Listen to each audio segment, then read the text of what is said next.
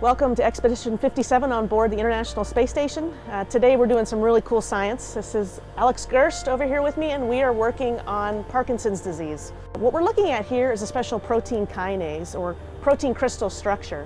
And the reason scientists have sent it up here to the International Space Station is because these protein crystals tend to grow larger and of much better quality. Parkinson's is a disease that affects over 5 million people worldwide, and scientists are constantly searching for a cure.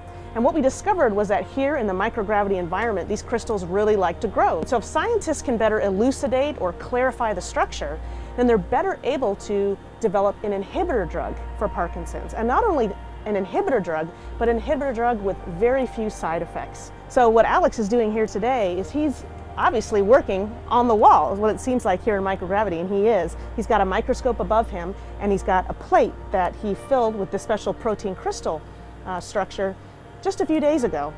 He gave time for those structures to crystallize, and now he's examining them under the microscope. And he's actually interacting real time with the principal investigator on the ground to look at the crystal structure, to help improve the lighting and the clarity, and then also take pictures, which will then be sent back down to the ground.